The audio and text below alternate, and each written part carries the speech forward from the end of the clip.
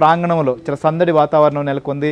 So సభ్యులందరూ కూడా వస్తుండడం, సభ్యులతో పాటుగా వారికి సంబంధించినటువంటి కుటుంబ సభ్యులు కావచ్చు, అభిమానులు కూడా చాలా పరిమిత సంఖ్యలోనే అనుమతించే పరిస్థితి వచ్చింది. ఎందుకంటే విజిటర్స్ పాస్ కూడా లేవు, అయినప్పటికీ కూడా అక్కడికి రావడం జరిగింది. సో మనం చూస్తున్నాం, ఏదైతే తనకు నిండు సభలో జరిగినటువంటి అవమానంతో ఇది కౌరవ సభ, ఒక గౌరవపూర్వకంగా ఉండాల్సినటువంటి సభను ఈ రకంగా మార్చారు అని చెప్పి చంద్రబాబు నాయుడు చాలా భావోద్వేగానికి లోనయ్యారు. తిరిగి ముఖ్యమంత్రి హోదాలోనే అసెంబ్లీలోకి అడుగు పెడతామని చెప్పి ఏదైతే శపథం చేశారో ఆ శపథం ప్రకారమే ఆయన ముఖ్యమంత్రి అయ్యారు. ప్రస్తుతం అసెంబ్లీలో కూడా అడుగు పెట్టినటువంటి దృశ్యాన్ని కూడా మనం చూసాం.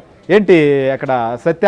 సో మొత్తం కూడా ముఖ్యమంత్రి చేరుకున్నారు, మిగిలినటువంటి మంత్రులు కావచ్చు, సభ్యులు కూడా చేరుకున్నారా? ప్రస్తుతం ఆయనకు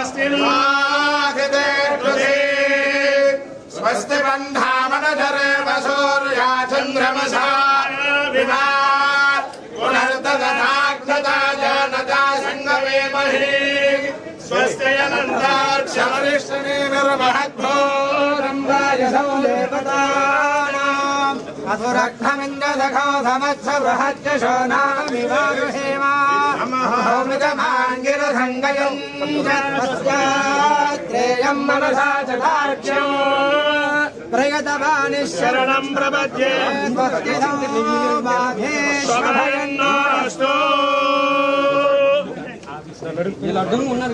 सहस्रशीर्षः पुरुषः सहस्राक्षः सहस्रपात् समोऽयं विश्वतो वृत्वा अत्यतिष्ठद्दशाङ्गुलौ पुरुष एवेदनो सर्वं यद्भूतो यच्चभव्यो उदात्मधर्मस्येषाणः यदन्नेनाधिरोहति एतावानस्य महिमा अतोऽध्यायागुस्य पूरुषः पादोऽस्य विश्वभूतानि त्रिपादस्याम्